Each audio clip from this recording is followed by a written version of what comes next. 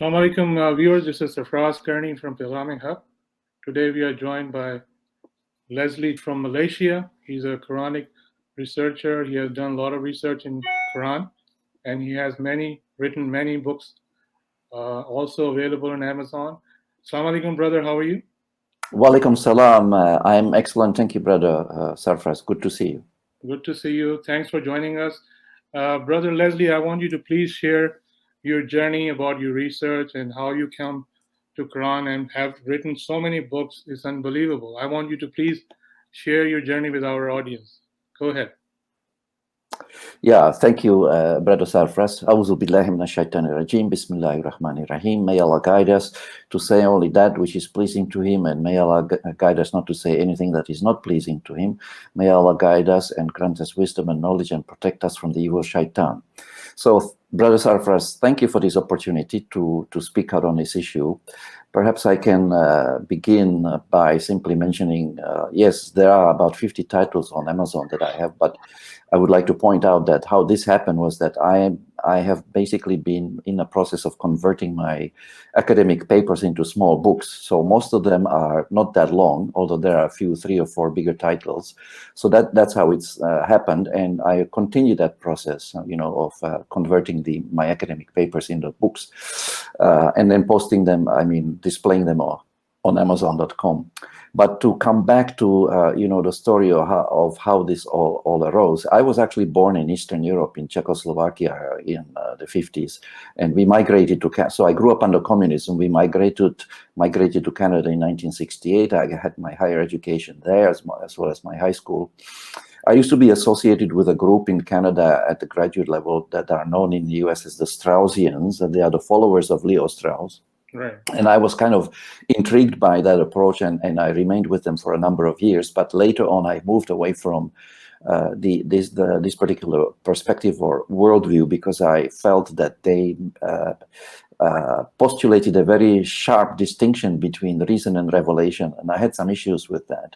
So after reading some Hegel and whatnot, I eventually, what happened also in between, I met my wife. She's from Malaysia, a Malay. So I know that my initial conversion was kind of a matter of convenience. I don't have any trouble admitting it. I had to convert to Islam to marry her, so that's how it started. But I have to also add that I know it's not the best beginning, but Allah has many ways of bringing people to Islam. So after about 6 or 7 years, I had a kind of awakening, you might say, and I began to take Islam more seriously. So then we returned to Malaysia, and I returned back to my old job at Sunway College, and where I stayed another 3 years. And after that, I joined the Islamic Science University of Malaysia for 5 years as a lecturer and editor. And I wrote my first paper there, academic paper there, on Islam and secularism, which now can be found in the form of a small book on Amazon as well. So I became interested in Islamic studies. And after 5 years, I got a job with Muhammad Hashim Kamali at the International Institute of Advanced Islamic Studies, where I stayed. I stayed with him for about 10 years. I was practically right-hand. That is in Malaysia, right, brother? Yeah, that's in Malaysia, correct.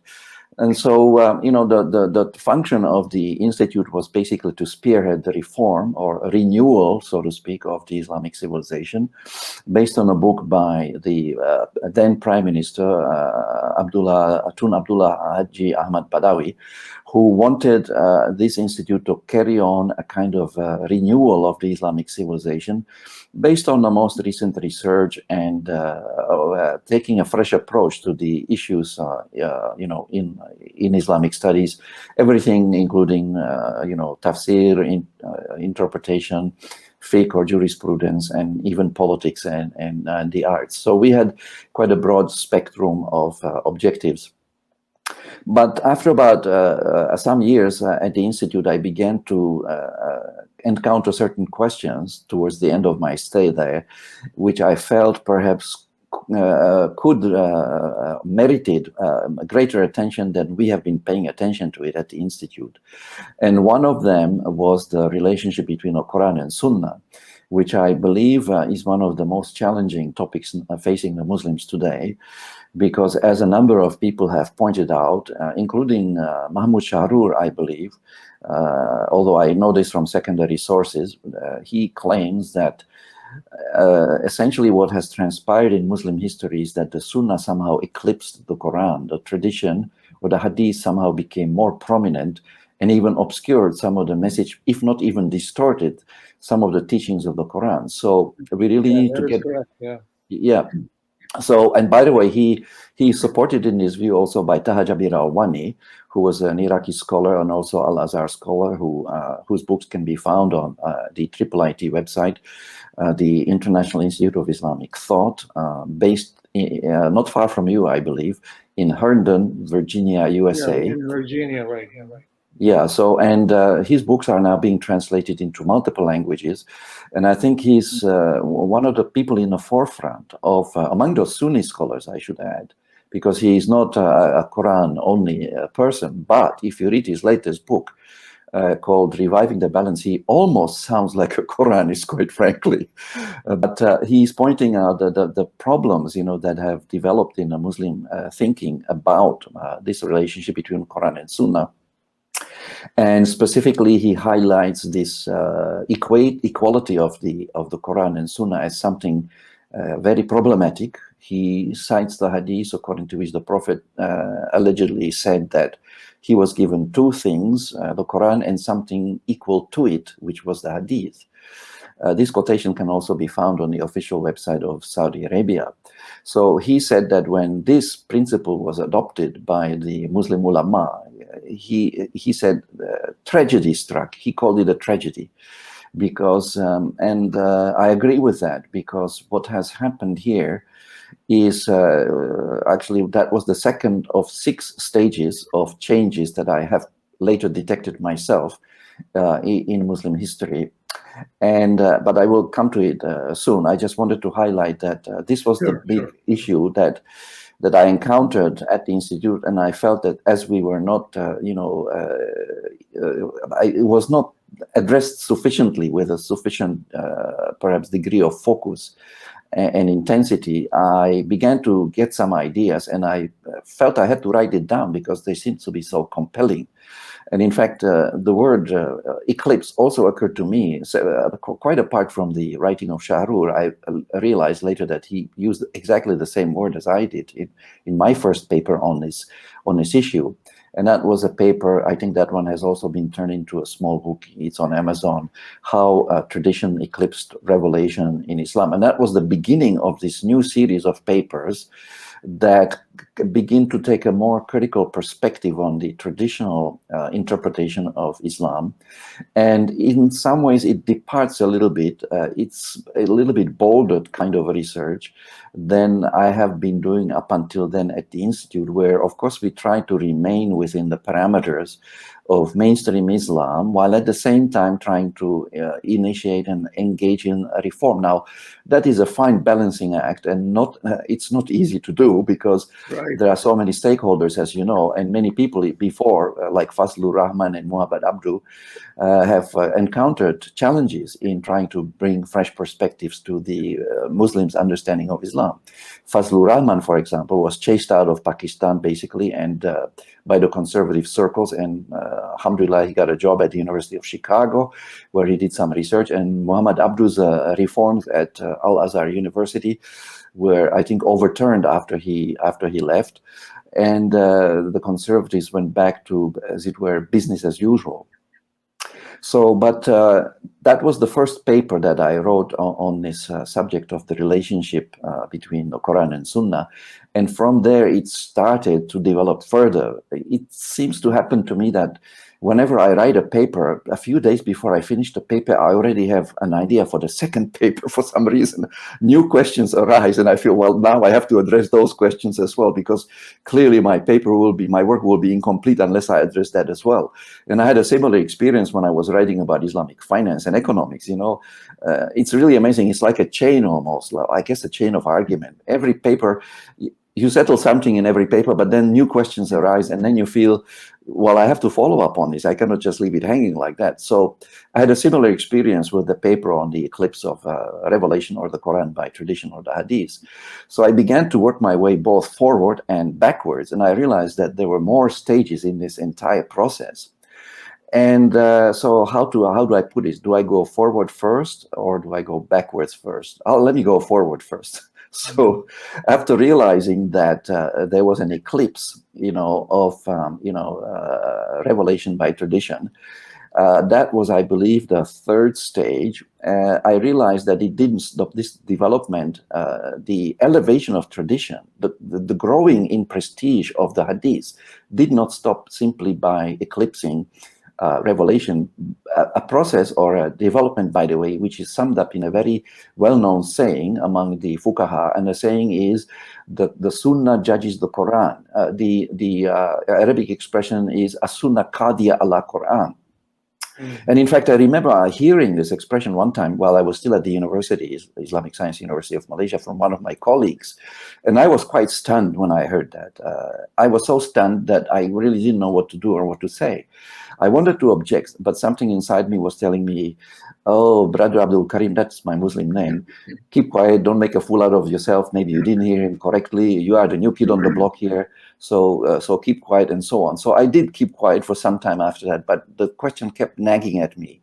How can the Sunnah, which is, according to Shafi, the Sunnah is the same as the Hadith. So how can the Hadith ever be a judge of the Word of God? And as time went by, I realized that I wasn't the only one who had these questions. So I had to put it on a back burner for some time. But then after leaving the institute, I returned to it and realized that there's a much bigger problem here, and it needs to be resolved if Muslims as a community are going to make any progress and actually retrieve and recover the authentic teaching of Islam, which is to be found primarily, if not exclusively, in the Quran, with the Hadith perhaps, where the Hadith perhaps could be used as a source of information about the past, but not as a source of legislation, and definitely not as a source of judging the Quran, or they should never be equated with the Quran, and definitely not placed above the Quran. I mean, these practices or principles actually, and I'm completing another book, as a matter of fact, these last few days. I'm going a little more deeply into the matter, and I'm realizing that there's even a bigger problem here, which is that the moment that we equate anyone's word with the word of Allah, Ta'ala, we could be committing, we could be associating a partner with Allah, because when we say that the Hadith explains or complements the Quran, we are making several implications, such as the Quran is incomplete, it is imperfect, it has to be explained by the Hadith, and so on. So there's a threat to the doctrine of Tawheed or monotheism here implied in equating the tradition with revelation. But let me continue with the stages. The next stage after the eclipse of the revelation by tradition was the abrogation of the revelation by tradition, meaning, in fact, as Taha Jabir Alwani points out in a book I mentioned earlier, Reviving the Balance, the majority of the Muslim ulama, starting from 660, actually believed that a solitary hadith can abrogate a Quranic verse. Now, again, I was really quite stunned. It's unbelievable. Unbelievable. And this, brother, this was not a minority opinion. This was the opinion of the majority. And not only that, they went one step further, and they said anyone who does not believe in the doctrine of abrogation has left the fold of Islam and therefore has to be killed. I mean, this is how they enforce their opinion on other people. Yeah, when you work for the Islamic Institute in Malaysia, when you ask them and tell them this is in Quran like this, and how come you're not looking into that, what their answer they gave you, like they don't want to buy that, or they don't want to hear from you. They say, no, that's what it is, and that's going to be like that. We don't want to listen to you. How they answer your, like, how they reply to you, like when you're trying to correct them, this is not the right way. I mean, what have they taken any steps to correct something? Yeah, okay.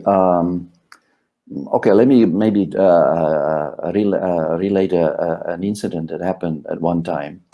we were discussing the case of Qasim Ahmad, who, as you know, was a Quranist, a Malaysian Quranist. He gave a talk in 2014, which I attended, and I even made some comments there about, his work. His work has been banned, and I recommended that it be unbanned, so to speak. And later on, I was invited to, I want to keep the story short, but I had a discussion about that with some research fellows at the Institute. And one of the senior staff there, I don't know whether I should identify the person or not. Perhaps it's not necessary. I'll just refer to him as a senior staff member, but not the chairman. Told me that I expressed some concern about how Qasim Ahmad was treated by the authorities. He was arrested, basically, and charged with, I think, transgressing a prohibition from the Department of Religious Studies, which prohibited him from giving any public talks. But this talk took place at the institute run by the former Prime Minister, Dr. Mahathir Mohamad. And so there were quite a few people, assembled there who kind of support a more rational approach to the understanding of Islam rather than the very traditionalist and perhaps literalist approach. So what happened was that I expressed some concern about how he was treated, because he was quite an old man by that time. And the senior person at the institute told me, but Mr. Abdul Karim, the only thing that we have against him was that he denies the need to say the second part of the Shahada. In other words, he said openly that the Shahada does not require us to say Muhammadun Rasulullah, that it is enough to say, Ashhadu an la ilaha illallah. So apparently this is what got him into trouble. So I responded to that by saying that, well, Ibrahim in the Quran is described as a Muslim, and he never met Muhammad. That's right. And you should have seen the reaction. My goodness, is as if a ton of bricks fell suddenly from the sky. I was later called into I had stares from all the fellows are staring at me as if I had uttered some horrible blasphemy. There was a dead silence in the room, or something close to it. So then the senior chap called me into his office and told me that the fellows were very upset about what I said, and that one of them even said that if I had said it in Pakistan, I'm quoting him now verbatim, that would have been it for me. That was I would have been killed, in other words, if I had said that in Pakistan. So I said I was really surprised at that, because I was merely stating what the Quran states, and something obvious, but it really seemed to be didn't go down very well with the people. Now, in terms of rationalism, yeah, I was aware that there's a certain anti-rationalist bias in the traditional approach to Islamic studies. So I tried to write my papers in a way as to not to, cause any bruises on anyone, but at the same time still make my point clear. Again, it's a kind of a balancing act. So the one incident I remember, I had a quotation from Tajabir Rawani where he talks about taqleed. And in it, he refers to taqleed as a dalala, as a kind of deviation. Right. And when my boss saw it, he got upset and said, no, it's not. So what I did was I felt compelled to do something about it, but I didn't want to sacrifice the whole quotation. So I just took out that word and put 3 dots in there, as it were. So I kept the rest I saved the rest of the quotation. But in my later work, of course, I'm now using that quotation fully without that a little editing process. So yes, there was some hesitation in applying rationality and some of the people who were in favor of Al-Ghazali, one time I was saying something to the effect. I have a paper, by the way, on critical thinking that was published by the Institute. This one is in the public domain. So I remember when we were discussing that paper, there was some resistance to me putting so much, or perhaps the allegation was, or the implication was, that I was emphasizing rationality too much, and that there's also room for the Sufi perception, and that reason alone cannot fully comprehend revelation. Actually, that is a position I don't disagree with. I think we need more than just rationality to comprehend. revelation fully, because the Quran speaks of the heart as the faculty of perception.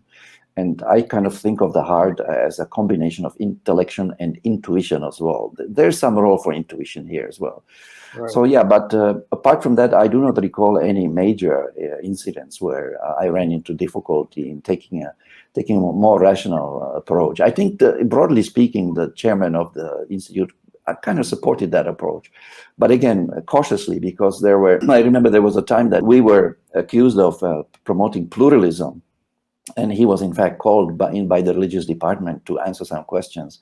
Are we really promoting pluralism? Because to them, I think to some of these folks, the word pluralism, perhaps they don't differentiate between pluralism and polytheism. You can have pluralism without having polytheism, but for some of them, perhaps the two terms perhaps became conflated in their thinking. So he went there, and I think he successfully defended, the institute from the charges of promoting pluralism and even liberalism. And again, the word liberalism is not welcome, in the conservative circles here. But by the way, that is not unusual. Even the people I used to associate back in Canada with the Straussians, liberalism to them was I'll put it this way, so we don't have to do any editing later. It was an unclean word, and most of my colleagues and fellow students, they all hated the liberals because they faulted them for destroying the Western civilization, civilization by being too permissive and allowing the anything goes type of attitude. So they wanted to go back to some traditional values, rules, and what have you. So, and this was part of the backlash, the conservative backlash right across the world, I think, back in the 80s. Remember the election of Reagan in 1980, Margaret Thatcher, and also the Iranian Revolution also happened in 1979. And in the early 80s, a number of Muslim nations in Africa and elsewhere tried to implement the Sharia and whatnot. So this was this kind of backlash against liberalism, if you like, but I'm speaking very generally, of course, was to some extent a global phenomenon. But to come back to your question, no, I do not recall any direct confrontations on the issue of rationality at the Institute. Why you think, Brother Leslie, why you think right now is the people, when you see East and West, most of the people, they prioritize the Hadith rather than coming to the Quran and directly to find out what the Quran, what the Allah message is. Why you think there's a prioritization of Hadith and they suppress the Quran? You think it has to do with politics or economics or something else? Yeah, okay. I think that brings me back to the six waves. You see, I was asking myself the same question: how did this happen? And I now going backwards, to the beginning from that, eclipse of revelation by tradition. I realized that there was a step that took place before this eclipse, before the ulama declared that the Sunnah judges the Quran. And that prior step was the elevation of tradition to the rank of revelation. This was the second of the waves. And I think this was a big disaster, a major disaster. And it was supported by the hadith, according to which the Prophet I was given, allegedly said I was given two things, the Quran and something equal to it, the hadith. Now, when you analyze why this principle was proclaimed by the ulama, you realize that they had to do it because of three verses in the Quran, in Surah Al-Ma'idah, which verses 44, 45, and 47, I believe, which say, respectively, that anyone who judges by what Allah Ta'ala did not reveal is a kafir, fasik, and a zalim. I'm not sure whether I got the order correct, but those three terms are used. In other words, anyone who judges by what Allah did not reveal is a rebel, is a wrongdoer, and a disbeliever. So now you see, they had to declare the hadith to be revelation because, and this brings me to the first step for the first wave, because they wanted to use the hadith to help to explain parts of the Quran. And they could not, to explain parts of the Quran, of course, requires judging it, correct? And if you judge the Quran by something which is not the revelation, then you become, according to the Quran, all of those three things. Right. Kafir, zalim. So they were pretty much obliged to declare the hadith to be revelation in order to engage the hadith and have a recourse to the hadith to what they felt was a need to explain parts of the Quran which appeared to them unclear and ambiguous and even contradictory, by the way. So now now this brings us to the very first stage, the first wave of what triggered this need to explain revelation by reference to tradition, to the hadith. Very simple. And this is, again, based on a hadith that, according to which the Prophet in this case allegedly said that anyone who uses his reason to understand the Quran is committing an act of kufr or disbelief. You can find the reference to this hadith. In other words, reason-based tafsir was considered to be a form of kufr or disbelief. We are not supposed to use our reason to understand the Quran, the revelation. That's in Bukhari, you're saying? This one, I think, is the Abu Dawood, if I'm not mistaken. But the reference can be found in a paper by Adis Duderija. Also can be found in that paper called Neo-Salafism, the Case of Abu Amin Abil al-Phillips. This paper is available on academia. But there's another hadith which is similar, according to which the Prophet said, anyone who has spoken or expressed his opinion about the Quran has booked himself for himself a place in hell. So this is like a total contradiction what Allah is saying. You have to reason. Everything you have to do is start, use the reasoning. And what Allah says in Quran so many times. And so many times. Hadith saying don't do that. That's total contradiction. Exactly, total contradiction. You hit the nail on the head. And this is where the problem began, because suddenly people began to think, oh, if I want to be a good, pious Muslim, I have to stop using my reason. So where's that going to get you? When you reduce your reliance on your reason, or you stop altogether. I don't know whether it's possible to do that. I mean, we need to use our reasoning to cross the street safely. How can these people make such statements that? And then if you shy away from using your reason, how on earth can you possibly understand the Quran? And if you cannot understand the Quran, how on earth can you possibly follow the Quran? And we were commanded by Allah to follow the Quran. But to follow the Quran, first you need to understand it. And to understand it, we need to use our reason. So this is where the trouble started. And you are right. The Quran says says so many times, "Afala taqilun," will you not use your reason? And there's, of course, the verse in Surah number 10, verse number 100. Yeah, where Allah, I was going to say that. Yeah, exactly. You were talking to, you have given interview to Brother Adib. He was talking about that. Surah 10, 1 verse 100. When they're talking about the reasoning, and the hadith is totally talking about reasoning, they're connecting to the bashing the women, and also the murder, talking about killing people. Unbelievable.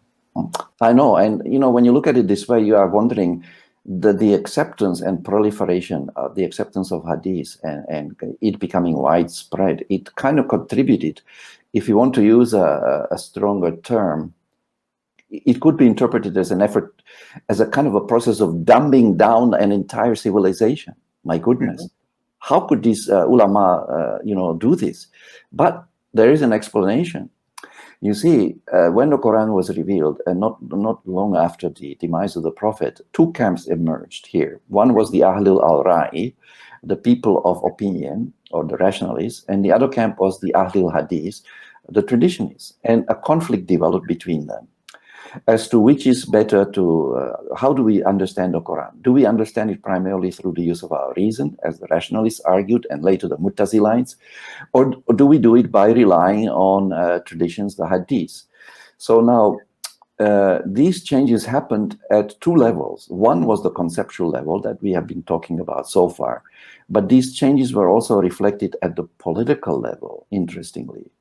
And the whole hadith culture emerged. By the way, there's an excellent video on a false hadith culture by Sheikh Hassan Farhan al-Maliki on YouTube, and he has some other very interesting videos on the subject.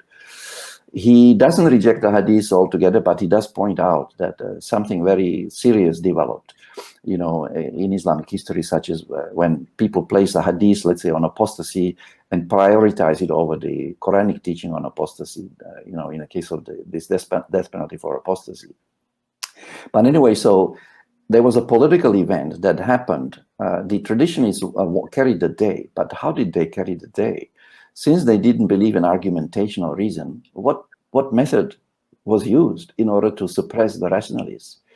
I don't know if you have heard about this incident, but in 786, according to al-Suyuti, reported by Jamaluddin al-Afghani, in a book called Modernist Islam, edited by Charles Kurtzman, who, by the way, was a friend of Edip Yüksel and even recommended Edip for a post at the University of Texas, but I'm getting off the topic a little bit. In that book called Modernist Islam, in the article on Afghani, and this book was, by the way, published by Oxford University Press, there's a reference to a very sad incident in Islamic history, and that I'm referring to the slaughter, the mass murder of 5,000 philosophers, as Suyuti called them, by Musa al-Hadi, who was a caliph at the time. He was the older brother of Harun al-Rashid. So these philosophers were referred to in terms like free thinkers, zindigs or zandaka. So there was this massive political backing of the traditionists, and it manifested itself in the mass murder of basically 5,000 rationalists or thinkers. Right. Or philosophers, as Suyuti calls them. And to me, and I have put this in some of my papers, I'm astonished because I, as you know, have been educated in Western tradition. Right. And in philosophy in particular, political philosophy to be more specific. In the Western tradition, we have the case of Socrates, who was one philosopher in Athens. And he was put to death by the Athenians for the alleged crime of apostasy, by the way, but apostasy from the many gods, not the one god.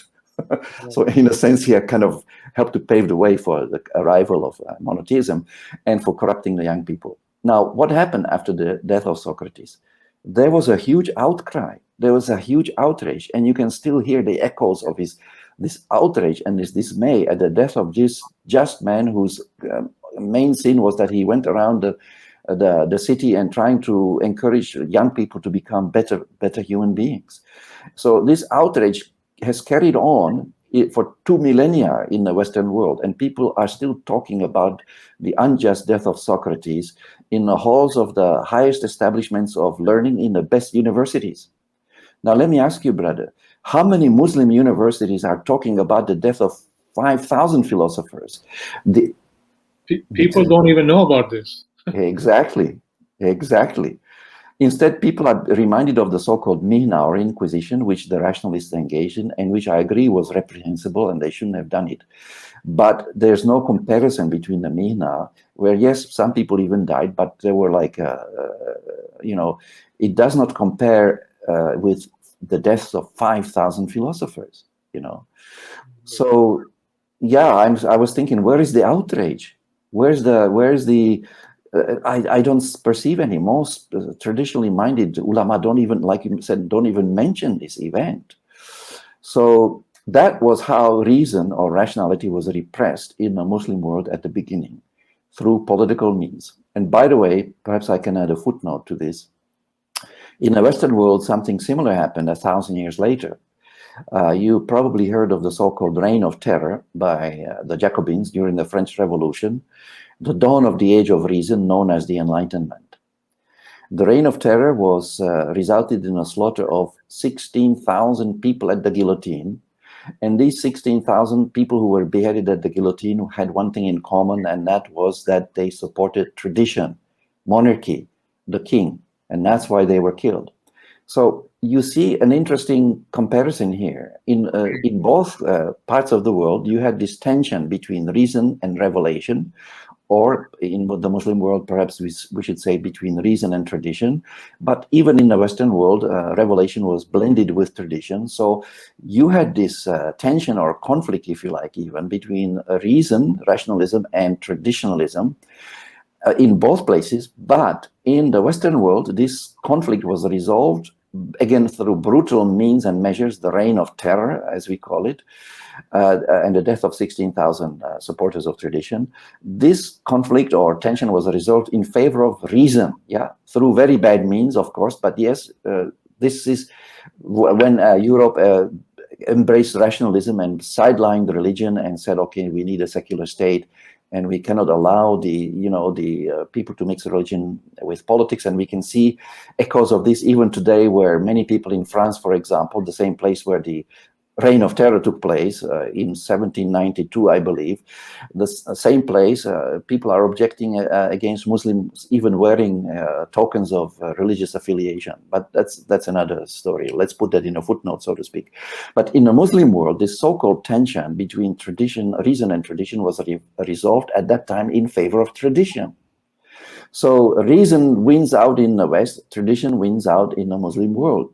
Now, so as I argue actually in another book that I have there on Amazon, it's called Islam and the West, where I go into this, but most of the book is dedicated to the Muslim world. But I have one or two chapters on the Western world as well. So I go into this and I say that my conclusion basically is that neither the East or the West, or Islam and the West, actually resolved or managed to harmonize reason and revelation properly, because they both kind of didn't get the correct balance. In the West, there was too much emphasis on rationalism and not enough emphasis on understanding religion correctly or properly, although some people try to do it, including, for instance, Hegel in his early theological writings. But in the Muslim world, this conflict was resolved in favor of tradition. So what were the consequences of these two, as it were, solutions to this problem? Well, the West proceeded to become very scientifically developed and whatnot. Perhaps some people would say somewhat morally bankrupt, or, you know, there's a lot of atheism going around and whatnot, although not everyone, of course, is an atheist. There are many sincere believers also in the Western countries, but in the Muslim world, the embracing tradition and rejecting reason resulted in several factors. One of them was economic and scientific backwardness, but another one, perhaps the more serious one, was a misunderstanding of the Quran. Yeah, I was going to ask you this very important point you raised. You think the problem today is because they stay away from Quran and they try to create their division by creating more sects, and they're fighting with each other. They're saying we are right, you're wrong, and they don't know exactly what the Quran says. Like in Quran, in Surah Al-Imran, and you look at the verse 103, Allah say, do not divide yourself, do not make any sects and things like that. And they keep creating more sects, more divisions, and then trying to fight with each other. You think that is the problem in the Muslim world today? Yeah, I think the problem is definitely it's a kind of reorientation from the Quran to the tradition, from revelation to tradition. And as one of the chaps on Clubhouse kind of suggested a correction, he called it a disorientation rather than just a simply reorientation. And perhaps he does have a point, because I believe that the moment the Sunnah was made equal to revelation, this produced the fusion of tradition and revelation produced confusion.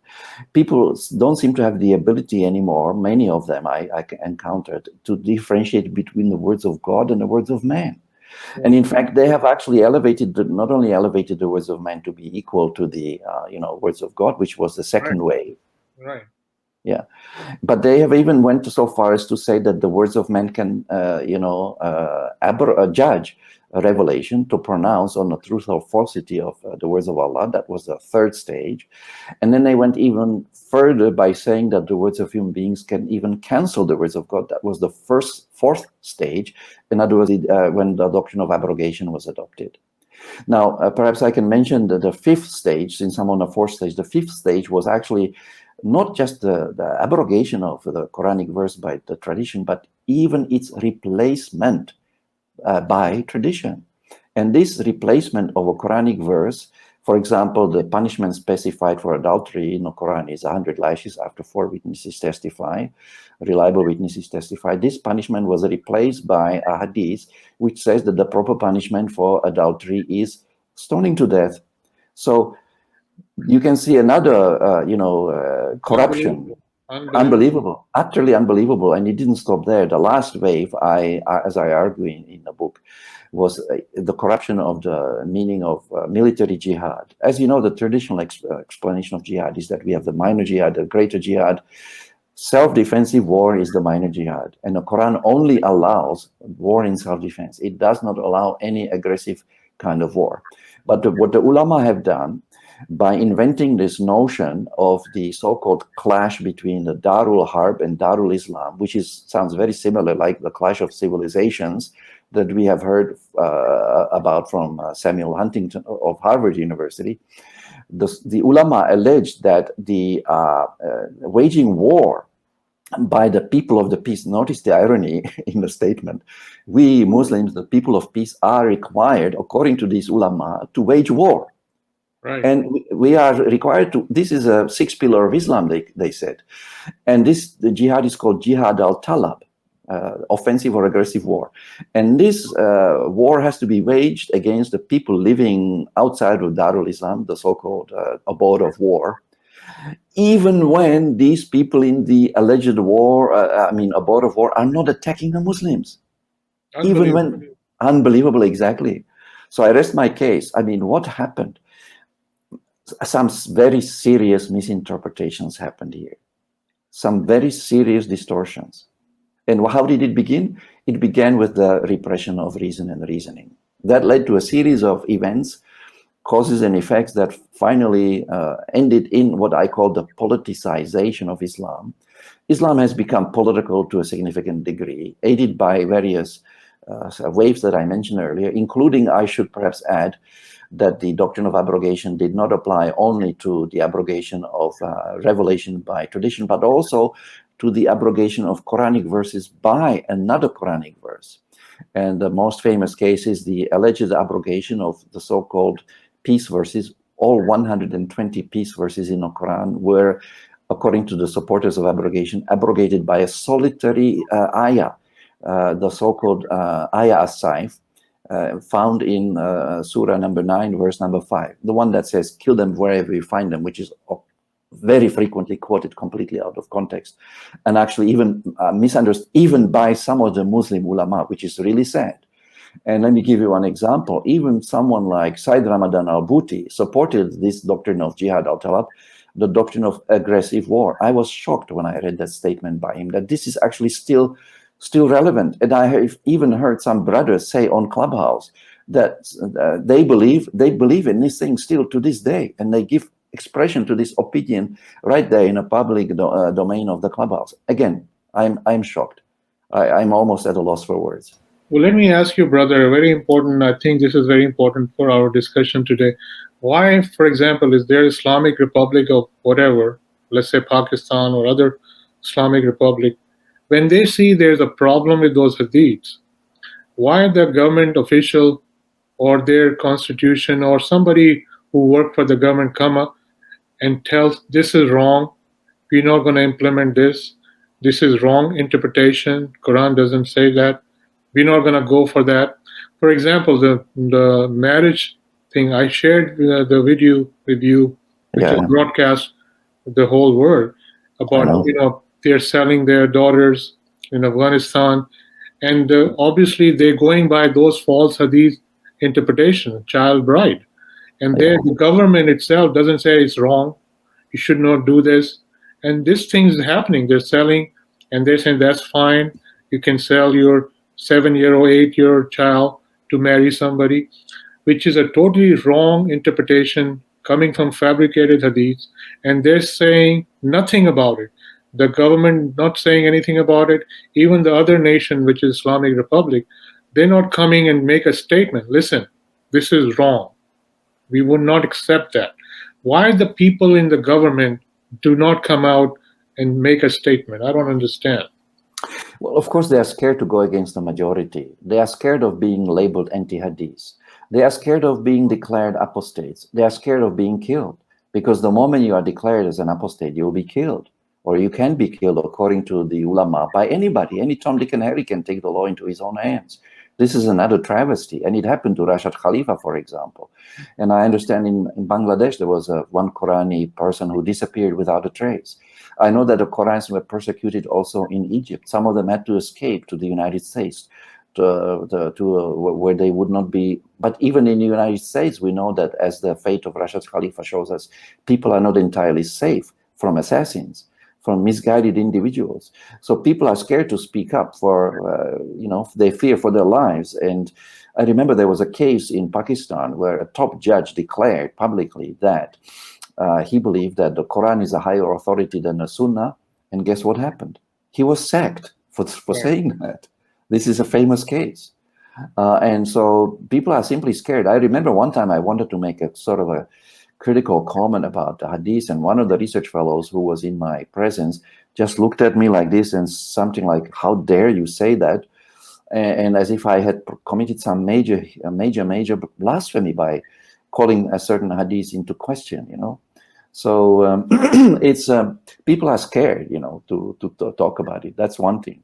But as we have discussed before, there are some positive signs on the horizon, especially that interview by MBS, the Crown Prince of Saudi Arabia, in April, where he dismissed up to 80% of the hadith, the solitary hadith, and basically says we are not going to implement any penalties in criminal law unless the hadith is also backed by a Quranic verse. So that should take care of the death penalties for, you know, apostasy and adultery, and maybe even for blasphemy.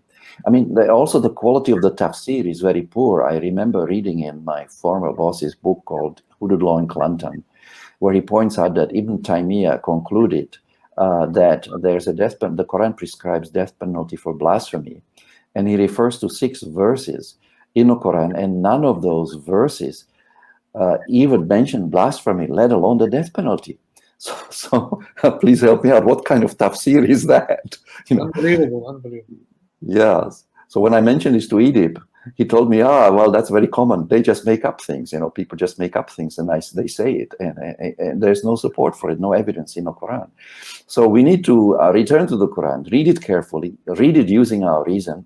And by the way, are you aware that you know, Muhammad Assad's translation of the Quran was recently banned in Saudi Arabia, and the rationale given for the ban was that it is rationalistic, a Mu'tazilite kind of translation. So they didn't, at least that happened before the reforms. Perhaps they will change their mind on this, but they don't like to hear about the reason or from a reason, because many of these ulama, they are not able to defend their misconceived notions about, they don't want to subject themselves to any rational examination because they feel they could lose out, you know, in any kind of intellectual debate. That's one of the reasons. I mean, it's unbelievable. You know, there's so many verses in Quran where it's, you know, Prophet saying himself that I'm just the messenger. You know, a lot of messengers came before Allah's revelation. I'm going to die. You will die too. I don't know what's going to happen to me. What's going to happen to you? This is the message. And that's it. That's it. So why people giving so into it, like everything Prophet Muhammad said, you know, we respect all the prophet. You know, we love all the prophets, Prophet Muhammad, Prophet, you know, Isa, Jesus, all the Prophet Ibrahim, Prophet Muhammad. But they get so much into it. You know, if you say something, you know, against or something saying it's not that important, they just come after you. Oh, how dare you say that? I mean, this is unbelievable. I think that the whole thing is they just create something and then they just give so much importance to that, only that person, and they forget about the whole, you know, concept, what the Allah is saying, what the Allah message is, and they focus about the one personality only. Yeah, they focus too much on the Prophet and not enough on Allah, you know. And as I said to some friends, you know, if you are more focused on the Prophet than on Allah, then my feeling would be that this person has a cult rather than a religion, rather than a faith or a deen, because the focus in the Quran is on Allah, as you mentioned. But as you know, we know what happened in Christianity. Jesus was elevated to divinity and whatnot. But interestingly, in Islam, I have heard one Muslim leader here refer to the Sunnah of the Prophet as divine. They use the same word that the Christians use to refer to the Prophet Jesus. Prophet Jesus, according to Christians, was divine. But this Muslim scholar says he didn't say that the Prophet Muhammad was divine, but he said that his Sunnah was divine. So now, exactly. And of course, this elevation of tradition to an equality and even above revelation, we have other manifestations of this tendency to elevate, you know, and associate. the Prophet with Allah in ways perhaps that are not warranted by the Quran. You walk into any masjid in most countries and you see two names on the wall. Allah's name is right next to the name of the Prophet. And when I saw that, I said to myself, my God, how can they do that? Allah is above all, everyone else, and they should not be displayed like that with letters, of equal size and side by side. One chap that I met at a conference even told me that in Yemen, you don't only find the name of Allah and the Prophet in the masjid, but even the names of the Sahaba are there.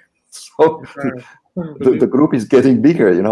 Oedip is referring to this group as the Holy Corporation. In one of his books. This is. I don't know whether I can use this expression, but can I say this is a kind of creeping polytheism? Slow spread of. So this is this.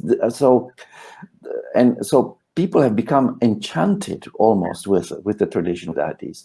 That fellow that I mentioned earlier, Sheikh Hassan Farhan Maliki, he told his viewers that when he was younger, he used the word worship. He used to worship the Hadith. That's what he said. And then he realized this was not the right way to proceed, so he changed his mind and began to prioritize the Quran. Again, I was asking one brother because he's very traditional. I asked the brother, what what Prophet Muhammad follow? Do you know? He said, yeah, he's following the divine revelation. Then I asked, what about Prophet Moses? Yeah, they're also following divine revelation. And Prophet Isa, yeah, they're following divine revelation. I said, so they're following divine revelations. Then why don't we do the same thing? Follow the divine revelation. Why we have to follow a specific person like Muhammad or Jesus or this and that? When they're following the divine revelation, why don't we do the same thing? Why are you telling us to? No, we have to follow both, this and that. Why is that? Well, yeah, the moment you say both, the danger arises of a duality, Monotheism teaches there's one God, and I believe there's only one revelation that came to Muhammad. The whole concept of dual revelation or Wahyain, Aisha Musa has an article on that on Academia, is highly misconceived. There is only one revelation, that is the Quran. The Hadith cannot be revelation for several reasons. One, it's very confused and confusing. Therefore, it is not inimitable. It can be easily fabricated. You cannot do that with the Quran. The Quran is very difficult to imitate or to produce something similar. In fact, we are challenged by Allah himself in the Quran. If you don't believe this is from Allah, produce 10 surahs like this, or at least one. Right. So the one thing about the Hadith is very confusing, contradictory, and inconsistent. And number two, the Hadiths are actually the words of the narrators. They are not the verbatim words of the Prophet. You see, these are paraphrases. So anyone who says that the Prophet said is already is making a problematic statement.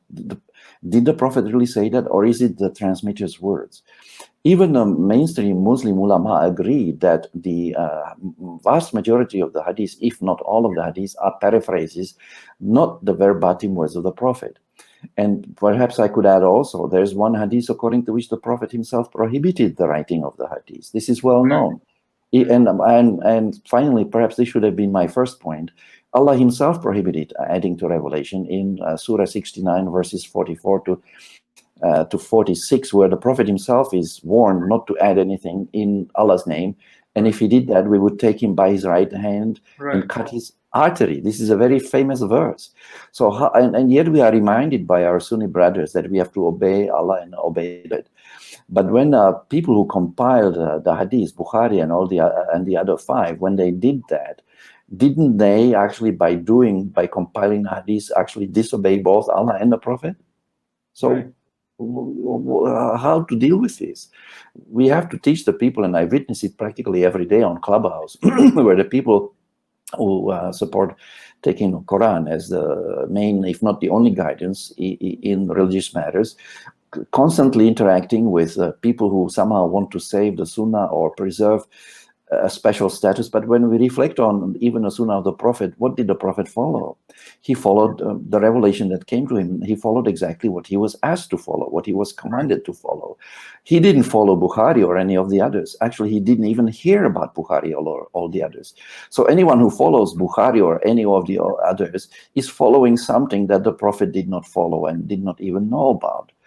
if anyone wants to follow the Sunnah of the Prophet, he or she should follow what the Prophet followed, which is the Quran. That is the Sunnah of the Prophet, was to follow the Quran, not to follow collections of, can I use the word hearsay? Because technically speaking, that's what the Hadith is.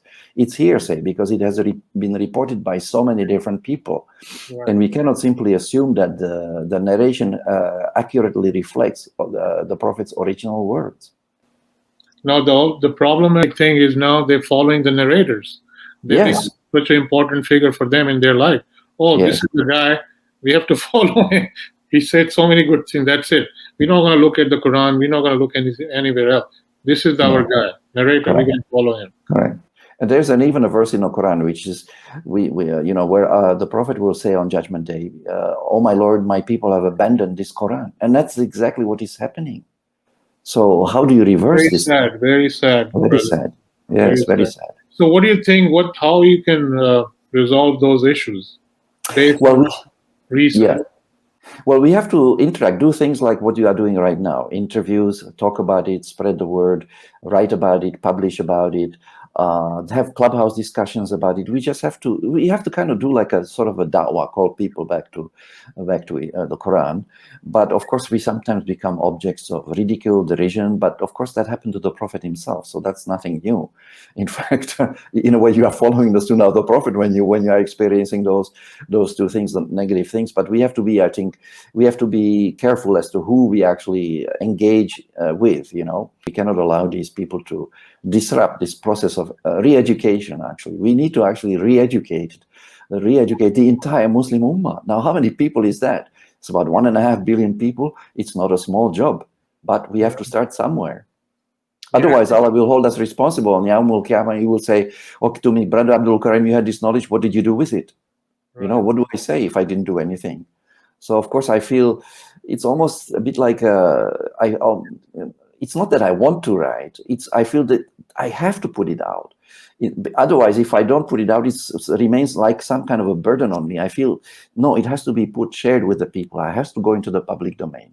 Of course, I try to polish it up and whatnot, and it goes through multiple revisions before it ends up in a public domain. But I feel almost like something I have to do, Otherwise, I feel that I didn't, do my part, so to speak, in this, because my days are numbered just like everyone else's, and I don't want to be on my deathbed on my last day and have regrets that, well, I didn't take this opportunity to write that paper because I was, I don't know, maybe because I was more scared of people than of Allah Ta'ala. We should not fear anyone except Allah, and if we fear anyone other than Allah, that is a manifestation of polytheism. We are making someone to be more somehow powerful than Allah Himself. That should not happen. Very good point, brother. Very well said. Very good point. Perhaps I would just add a couple of comments about the effects, but I'll keep it short. About the effects. Sure. About the effects of shying away from using our reason. One of the first things that happened was that the exegetes began to misunderstand the Quran. Some verses began to strike them as ambiguous. They couldn't understand. And according to a book by Ramij, Shukriya Hussain Ramij, published by, I think, the Islamic Text Society, it's called Language and Islamic Law. How did the exegetes decide whether a verse was unclear or not? They had a very simple methodology, perhaps too simple. They said, if I read a verse and I understand it, then the verse is clear. But if I read a verse and I don't understand it, then the verse is unclear. It never occurred to them that the lack of clarity might not be in a text, but it could be in my brain. Right. So, exactly. So, in other words, so they began to misunderstand, encounter verses that struck them as ambiguous. So what did they do? How did they solve this problem? They solved it by going to the Hadith. They said the Hadith will explain it to us. So that was the one thing I want to emphasize a bit. The second thing that happened after they shied away from using the reason is that they began to encounter some of the verses which began to strike them as contradictory. Yeah. So this is more than just ambiguous. So how did they deal with the issue of contradiction? Very simple. They just invented this doctrine of abrogation. They simply declared that the verse revealed later abrogated the verse revealed earlier. And it was on the basis of that kind of reasoning, faulty reasoning, a faulty ijtihad, if you like, or faulty tafsir, that they basically declared that the verse of the sort abrogated 120 piece verses in the Quran. what they did by abrogating these peace verses, they have essentially done something very terrible. They actually tampered with our knowledge of the Quran, and they have essentially stripped the Quran of one of its most important teachings, which is the teaching of peace. Peace. Right. They turned Islam into something other than a teaching of peace. That's and right. as I argue in my book, the one I was referring to, they turned Islam into, I use the word Islamism. EDP is not happy with that word, but I could also say political Islam, or they politicized Islam, or if you want to say into something militant, you know. Yeah. And I will end just by citing one hadith, which kind of reveals the contrast between the hadith and the Quran. The Quran says in a famous verse, وَمَا أَرْسَلْنَاكَ إِلَّا رَحْمَةً لِلْعَالَمِينَ. We have not sent you but as a mercy to all the worlds. There's a hadith which is very similar, brother, to this verse, but with one very interesting difference. And what is this difference? The difference is that there is one word present in the hadith which is absent from the Quranic verse. And what is that word? It is the word as-saif, sword, believe it or not. So they included the word sword in the hadith says, I was sent with a sword as a mercy to mankind. Unbelievable. Unbelievably. Exactly. And by the way, this was the hadith used by al-Baghdadi, the leader of ISIS, to justify his crimes while he was in power, or seemingly in power. And this was also a hadith that a number of scholars, ulama, took him to task over. And you can find this in a document called, perhaps you're familiar, I'm not sure, called lettertobaghdadi.com. Lettertobaghdadi, one word.com. The whole letter is there, and they get into this.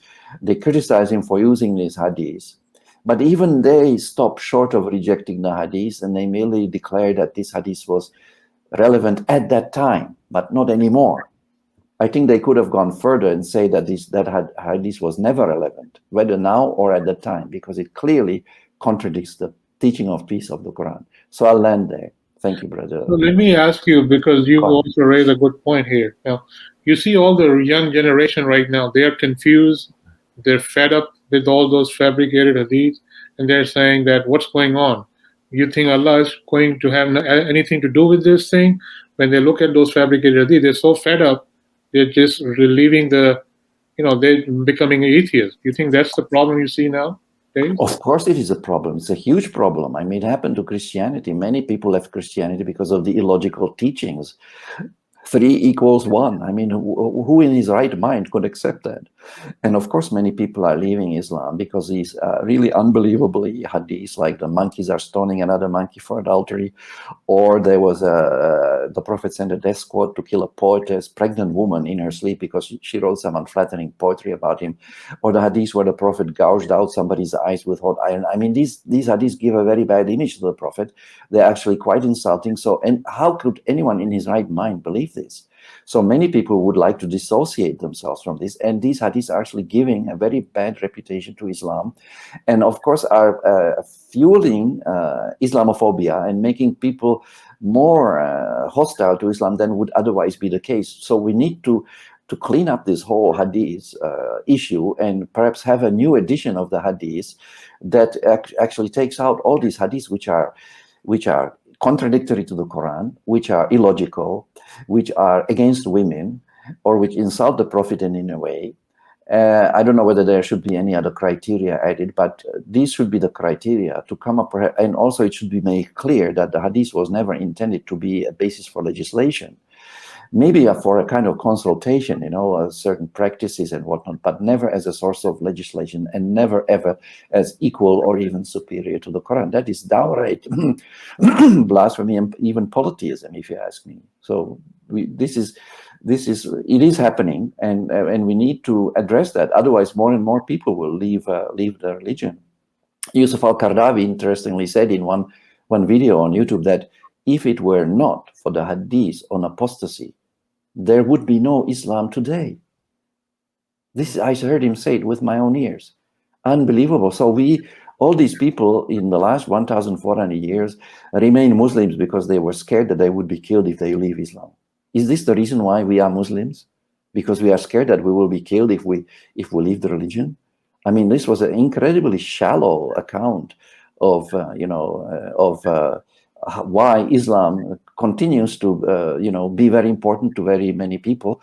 And I believe it can play an even bigger role. But first we have to, purify it of these accretions.